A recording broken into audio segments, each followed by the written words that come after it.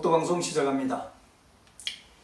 지난 시간 저는 바다사자, 즉 강치가 독도의 주인이라고 했습니다. 그렇게 말씀드린 것은 학자들이 과거에는 독도에 강치가 약 3만 내지 5만 마리가 살고 있다고 주장하는데 그 근거를 둔 것입니다. 그런 강치가 지금은 완전히 멸종되고 볼 수 없다고도 했습니다. 일본은 1994년에, 우리나라는 2011년에 세계자연보호연맹에 멸종을 등재했다고 말씀드렸습니다. 그랬더니 우리 독수리님 한 분께서 그 많던 독도 바다사자는 모두 어디로 갔을까요? 라고 안타까운 마음을 전해오셨습니다.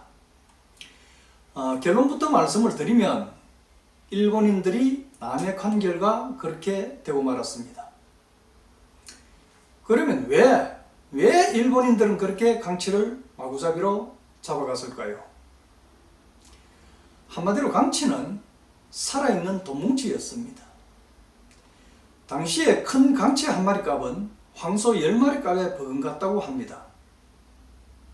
강치가 그렇게 각광을 받게 된 것은 첫째, 강치 가죽이 천금과도 같았습니다.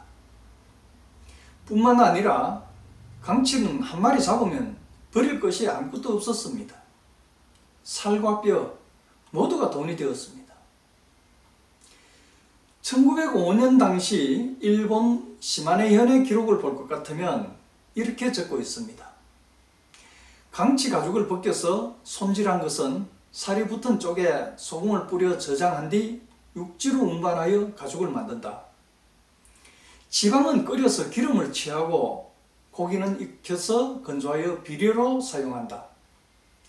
그러면서 가죽은 모자챙, 가방, 배낭, 담배통, 종이 넣는 통 등을 만드는 데 쓴다. 또 어느 것을 방지하는 특징이 있으므로 방한용구로 적합하다고 이렇게 했습니다. 그들이 강치를 활용한 사례를 볼 것 같으면 1906년 시모노세키에서 개최된 수산공진대회에서 해마유, 즉 독도 강치 기름을 만들어 출품해가지고 3등상을 받고 1910년 나고야 대회에서는 4등상을 받게 됩니다. 그리고 이미 많이 알려져 있는 사실입니다. 국내에서도 1910년 영국 런던에서 열린 영일박람회에 이 독도 강치 가죽으로 만든 손가방을 출품해가지고 은상을 수상했습니다.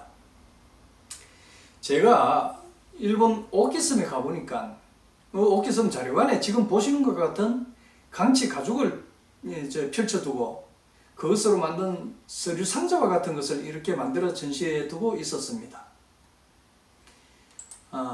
그리고 또 그 앞에 반지를 전시해 두고 있었는데 마치 그 보석과 같이 이렇게 만들어 가지고 두고 있었습니다.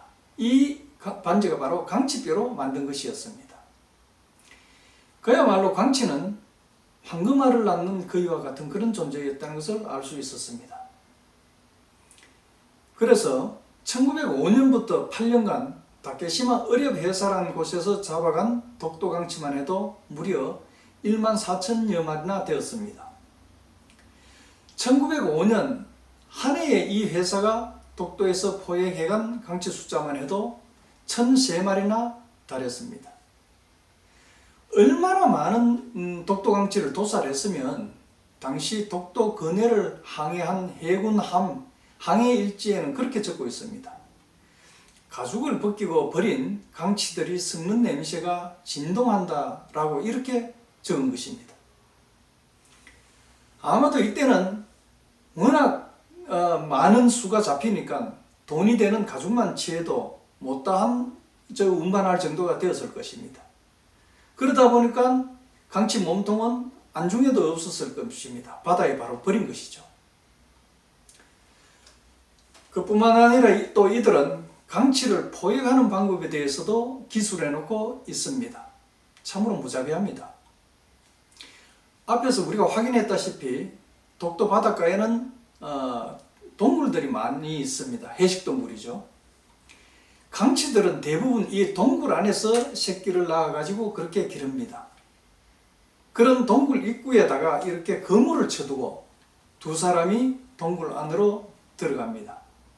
그리고는 이제 강치들을 마구 몰아내겠지요. 강치들이 놀라서 뛰어나오다가 모두 그물에 걸릴 수밖에 없습니다.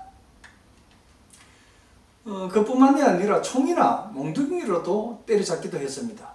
특히 총으로 잡을 때는 해안에 있을 때 머리에 명중하지 못하면 강치가 바다 사옥으로 들어가 가지고 깔아앉아 버리기 때문에 찾을 수 없다, 이렇게 기록을 해두고 있습니다.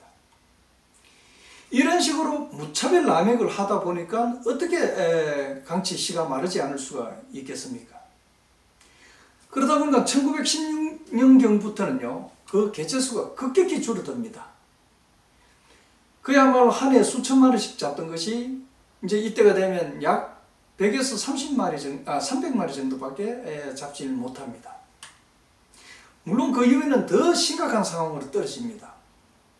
다케시마 어리업 회사의 기록을 볼 것 같으면 1933년부터 1941년까지는 한 해에 16마리에서 49마리밖에 잡지 못한 것으로 나타나고 있습니다.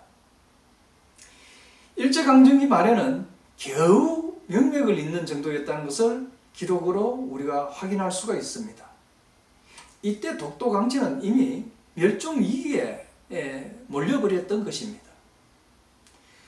물론 해방 이후에도 독도강치가 완전히 전멸한 것은 아닙니다. 독도 의용수비대 홍순칠 대장의 수비를 볼 것 같으면 약 50마리가 있다고 보고했다는 기록이 보입니다. 그러나 이들마저도 완전히 사라져버리게 만든 것은 제가 앞전에 말씀을 드렸지요. 1948년 6월 8일 미 극동항공사령부의 독도 폭격. 물론 독도 폭격은 그날만 있었던 건 아닙니다. 수시로 퍼부어대는 폭탄 때문에 독도는 그야말로 강치가 살 수 없는 곳이 되어버린 겁니다. 덮친 격이 된 것이죠. 특히 독도 바다사자는요 매우 예민한 동물이기 때문에 보금자리에 안전이 확보되지 않으면 당장 무리를 지어가지고 다른 곳으로 떠나버린다고 그렇게 생태학자들은 말하고 있습니다. 차별 폭격을 함으로 해가지고 독도는 더 이상 강치가 새끼를 낳아가지고 기를 만한 곳이 못 되었던 것입니다. 오늘은 여기까지 하고 한 가지 안내 말씀을 드리겠습니다. 이미 여러분들께서 독도방송의 제목 바탕화면이 31편부터 바뀐 것을 확인하셨을 겁니다.